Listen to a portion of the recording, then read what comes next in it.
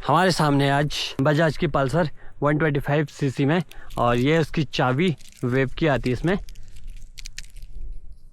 ये देखो, ये रही उसकी चाबी। एंड करते हैं इसका ऑनरशिप रिव्यू। उसका ऑनर है मिस्टर भरत, और इसका करते हैं आज इनसे जानते हैं इसके बारे में कि कहाँ पे क्या, जैसे ब्रेक में कोई दिक्कत, हैंडल में कोई दिक्कत, हैंडल कटिंग ज़्यादा है या फिर पावर में कम ज़्यादा कैसी लगी इनको करके, इनसे जानते हैं उस बारे में आज। तो इनसे जानते हैं हम इसमें इनको क्या दिक्कत लगी या फिर कैसी लगी इनको पल्सर, क्योंकि इस रेंज में और भी सारी गाड़ी आती है, जैसे हीरो की स्प्लेंडर होगी और होंडा की साइन होगी या फिर बाकी गाड़ियां भी आती हैं, लेकिन इनको यही क्यों पसंद आई एंड ये इनको कितने की पड़ी और किस तरीके से इन्होंने आज तक जो भी चलाई है उसमें इनको किस तरीके से रोड प्रेजेंस की लगी करके। हाँ, गाड़ी का परफॉर्मेंस बहुत बढ़िया है और क्या कहते हैं, गाड़ी की कटिंग और गाड़ी से कम है। अच्छा, तो इसमें और भी तो बाकी गाड़ियाँ थी, उनको छोड़ के यही गाड़ी लेने का कोई पर्पज? हाँ, क्योंकि इसी रेंज में क्या कहते हैं अपाची की राइडर थी। हाँ, वो उसका लुक्स बढ़िया नहीं थी। अच्छा, लुक की वजह से ये एनएस ज़्यादा ली। और क्या कहते हैं, एक उसकी बिल्ड क्वालिटी बेकार थी। अच्छा, उसकी बिल्ड क्वालिटी भी इनको पसंद नहीं आई। हाँ, और बिल्ड क्वालिटी क्योंकि मेरे ही दोस्त के पास। अच्छा, उसको पहले तुमने चला रखी है? तो मैं उसको बहुत चला चुका हूँ। हाँ। तो मेरे को बढ़िया नहीं लगी। एक तो क्या कहते हैं कुछ टाइम के बाद उसकी स्टैंड या दिक्कत आ जाती है। हाँ, और दूसरी चीज़ वो हिलने लगती है, बहुत हिलती है। अच्छा, तो मेरे को वो बढ़िया नहीं लगी। अच्छा, उसमें अगर 3 दिन बैठ जाएंगे तो, या 2 भी बैठोगे तो जब ओवर स्पीड करते हैं हम लोग, एक लिमिट से ज़्यादा 80-90 में दौड़ाते हैं तो थोड़ा दिक्कत लगती है आपको? दिक्कत लगती है। अच्छा, हाँ। तो इसमें और भी तो गाड़ियाँ थी, उनको आपने देखा, चेक किया उनको, या फिर एकदम से इसी में मन प्लान था पूरा का पूरा? ना, प्लान तो कोई नहीं था, ऐसे ही मैंने बहुत गाड़ियाँ देखी। हाँ, तो क्या कहते हैं मेरे को यही अच्छी लग रही थी, मैंने वैसे ही ले ली। अच्छा, तो इसके और जैसे कह रहे हो कि राइडर हमने चला रखी है या स्प्लेंडर वगैरह चला रखी है, या फिर बजाज की एक दूसरी आती है डिस्कवर, वो सब इन्होंने चला रखे हैं, तो उसको और इसमें तुम्हें कितना फ़र्क लगा? क्या हैंडलिंग में या फिर ब्रेकिंग में या फिर ऑफ रोड ले जाने में या फिर पावर में? पावर में भी बढ़िया है, एक तो पावर में भी बढ़िया है गाड़ी। दूसरा तुम्हारा परफॉर्मेंस भी बढ़िया है। हाँ, थोड़ा दिक्कत इसमें आती है कि क्या कहते हैं इसकी कटिंग कम है। अच्छा, और गाड़ियों की अपेक्षा? और गाड़ी की अपेक्षा हल्की कटिंग कम है। अगर तुम नॉर्मली बैंड काटोगे तो हल्का तुम्हें दिक्कत आएगी, हल्का। अच्छा, जैसे मतलब तेज स्पीड में अगर तुम बैंड काट रहे हो तो तुम्हें तो हल्की दिक्कत आएगी, नहीं तो बढ़िया गाड़ी है, एवरेज भी बढ़िया है और सब ठीक ही है। अच्छा, बाकी गाड़ियाँ जैसे ओवर स्पीड में, हम लोग ओवर स्पीड क्या मतलब 50-60 नॉर्मल स्पीड में अगर हम कोई शॉर्ट बैंड होगा वो अगर हम काटेंगे तो ये बहुत लंबा घूम के काटना पड़ेगा आपको? ना, इतनी भी दिक्कत नहीं है। हल्की दिक्कत आती है, जैसे मतलब कोई लंबा बैंड है हाँ, तो उसमें दिक्कत आएगी, शॉर्ट बैंड में कोई दिक्कत नहीं आती। अच्छा, शॉर्ट बैंड लंबे में ही दिक्कत आती है ज़्यादातर, क्योंकि ऊंची गाड़ी है, हल्का झुका लो तो कोई सा भी मोड़ जल्दी कर जाता है। जैसे पहाड़ों पे वैसे अधिकतर हमने देखा है, या जितना हो सका है, लोग एवरेज के लिए ज़्यादातर गाड़ियां लेते हैं, क्योंकि एक तो पहाड़ों पे अपना काम भी चल जाता है और दूसरा एवरेज भी अच्छा खासा निकल जाता है। तो आपको इस पे कितना एवरेज मिलता है लगभग? इस पे क्या कहते हैं कंपनी के हिसाब से तो 55 है। हाँ, जो कंपनी हमको बताती है। हाँ, कंपनी ARA क्लेम जो करती है वो 55 का करती है। लेकिन अभी तो नई गाड़ी है, इतना मेरे को भी आइडिया नहीं है। अच्छा, वैसे कभी ऐसा अंदाजा नहीं लगाया कि मतलब फिक्स 1 लीटर में तो नहीं किया होगा, बट वैसे नॉर्मली लगभग कितने का दे दिया करके? तो गाड़ी में मैं डालता ही नहीं हूँ। हाँ, तो क्या कहते हैं मैं ज़्यादा ही तेल डालता हूँ तो पता नहीं चलता है कब खत्म हो रहा है, कब क्या हो रहा है, मैं डालते रहता हूँ टाइम। अच्छा, वैसे कुछ डिस्टेंस, कुछ आइडिया लगाया हो तो? अगर आइडिया तो नहीं लगाया, क्योंकि अभी मैंने आज के लिए हाल ही में लिया है। वैसे मैं ज़्यादा दूसरी की बाइक यूज करता था पहले। अच्छा, तो क्या कहते हैं मैंने इतना आइडिया भी नहीं लगाया अभी। तो जैसे बाकी में जैसे डिस्कवर होगी या फिर इसी रेंज में 125 सीसी में हम बात करें तो, या फिर TVS की राइडर होगी या फिर स्प्लेंडर वगैरह होगी, वो तो लगभग 40-45 का एवरेज दे ही देती हैं। इसका आपको क्या लगता है कितना देना चाहिए? क्योंकि पहाड़ों में तो वैसे ही पावर ज़्यादा चाहिए होती है तो एवरेज वैसे ही कम हो जाती है, बट फिर भी कुछ एक अंदाजा अगर आप बता सको तो। मतलब कंपनी 55 देती है तो इसको 50 तो देना चाहिए वैसे। अच्छा 50 तक देना चाहिए। पहाड़ों में 50 तो देना चाहिए। अच्छा बट मुझे नहीं लगता ये 50 दे पाएगी, क्योंकि एक तो हैवी गाड़ी है और ऊपर से पावर है इसमें। पावर की बात करें तो पावर मिलती है आपको 11 bhp की पावर मिलती है एंड 11 न्यूटन मीटर का टॉर्क भी मिलता है इसमें आपको। तो उस हिसाब से लगभग वो उन्हीं के अंदाजा मिलना चाहिए 40 से 45 के समथिंग। तो अब उसके बाद आते हैं हम इसके हेडलैम्प पे। तो हेडलैम्प कैसा लगा आपको इसका, क्योंकि इसमें पूरी पूरी एलईडी है और बाकी जैसे राइडर में भी आपकी एलईडी आती है, बाकी अब तो स्प्लेंडर में भी एलईडी आने लग गई है, या फिर आपने पहले भी चलाई हैं बहुत सारी गाड़ियाँ तो उनमें हेलोजन मिलता था। हेलोजन और इसमें कितना अंतर लगता है आपको? हेलोजन में ऐसा था एकदम, मतलब जैसे अगर आप कोहरे या रात को चलोगे तो तक क्लियर नहीं हो पाता था। हाँ तो इस पे क्लियर होता है, एक दो क्लियर दिखाई देता है आपको। हाँ। और दूसरा ये है कि मतलब जैसे आगे वाला आदमी आ रहा है तो उसको दिक्कत नहीं होती। अच्छा तो इसमें एलईडी होने से क्या फ़ायदा लगा तुम्हें? इस एलईडी होने से तो वैसे इतना फ़ायदा भी नहीं है, इतना वो भी नहीं है, लॉस भी नहीं है, क्या कहते हैं, दोनों इक्वल ही लगते हैं।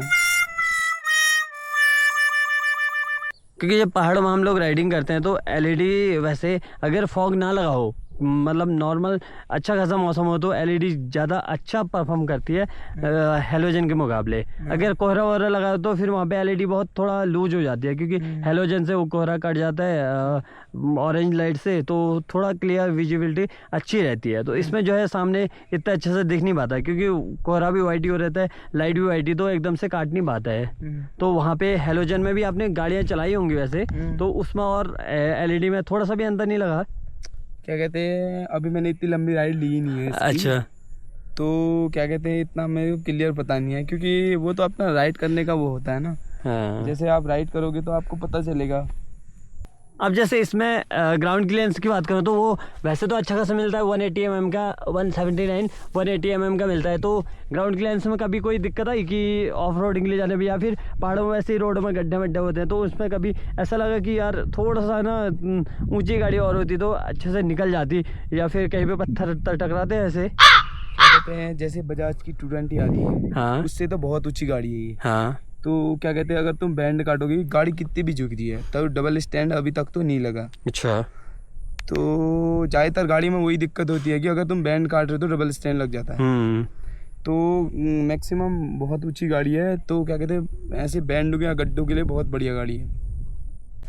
अब आते हैं हम इसके सस्पेंशन में।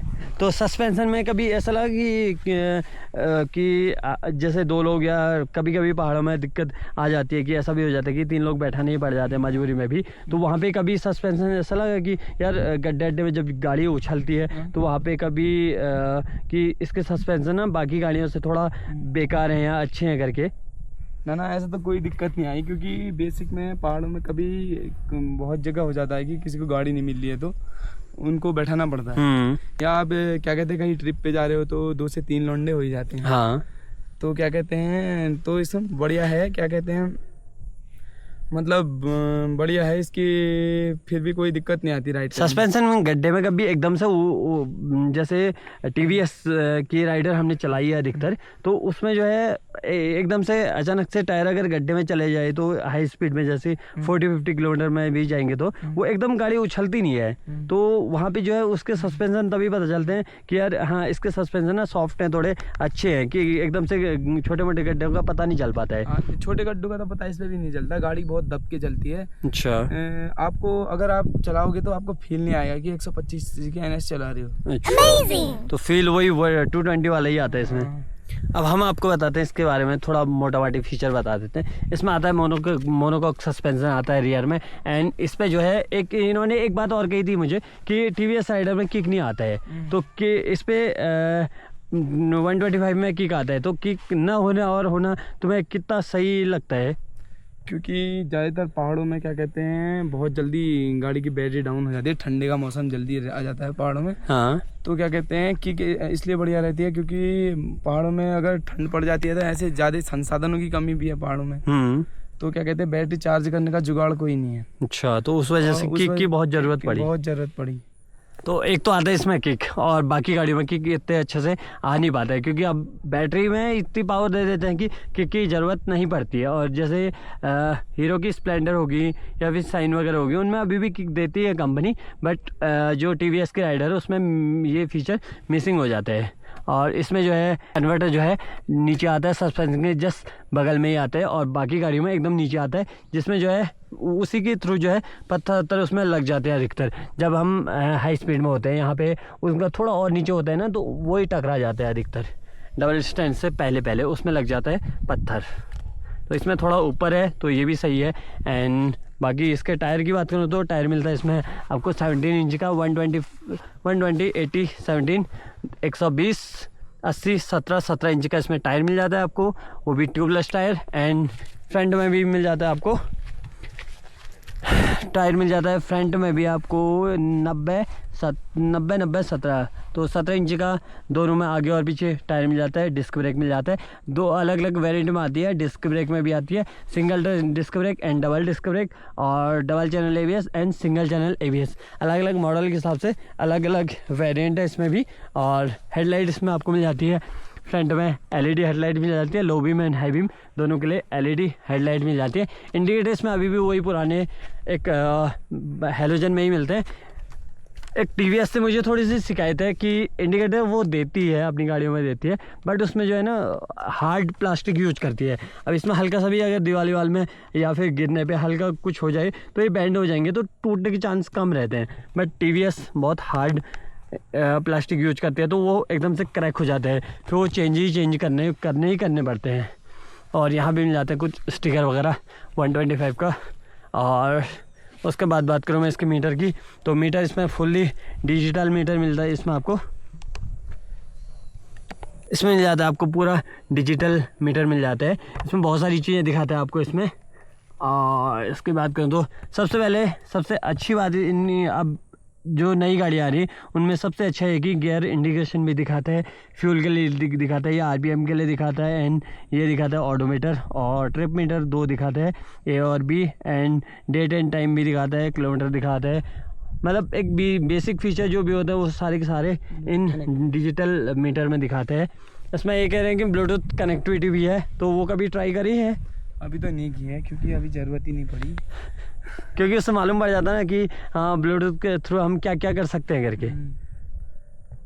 अब मैं इसके हैंडलिंग की बात करूँ तो आपको यहाँ मिल जाता है थ्रॉटल मिल जाता है, एंड सेल्फ के लिए यहाँ पे मिल जाता है, यहाँ पे इंडिकेशन मिल जाता है आपको, और किल स्विच मिल जाता है, और उसके साथ में फ्रंट में डिस्क ब्रेक के लिए मिल जाता है। और यहाँ पे बात करूँ तो यहाँ पे आपको एक मोड मिल रहा है, यहाँ पे आपको मैनुअल के लिए, इंडिकेटर के लिए मिल जाता है, और ये हॉर्न के लिए मिल जाता है। बहुत लाउड हॉर्न है, सिंगल हॉर्न है।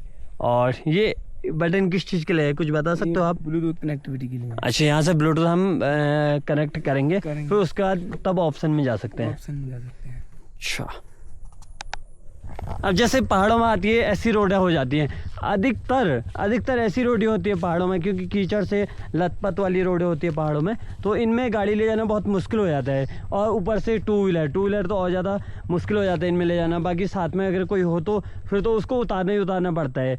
तो इनमें जो है ले जाने में बहुत रिस्क रहता है, क्योंकि एक तो 2 व्हीलर होगी, 4 व्हीलर तो चलो जैसे तैसे निकाल सकते हैं, उसमें कुछ गिरने का तो चांस नहीं रहता है। बस 2 व्हीलर में बहुत दिक्कत आ जाती है।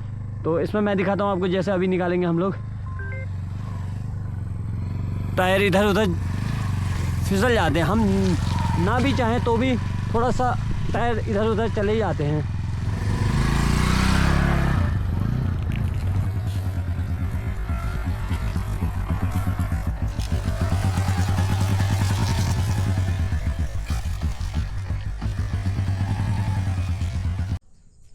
चलो अभी करते हैं इस वीडियो को यहीं पे एंड। अगर आपको किसी और गाड़ी के बारे में या फिर किसी भी गाड़ी के बारे में डिटेल रिव्यू चाहिए तो आप हमें कांटेक्ट कर सकते हो, या फिर इंस्टा पे DM कर सकते हो। और अभी हमने आपको आज दिखाई थी पल्सर NS 125 की डिटेल रिव्यू विद ऑनरशिप।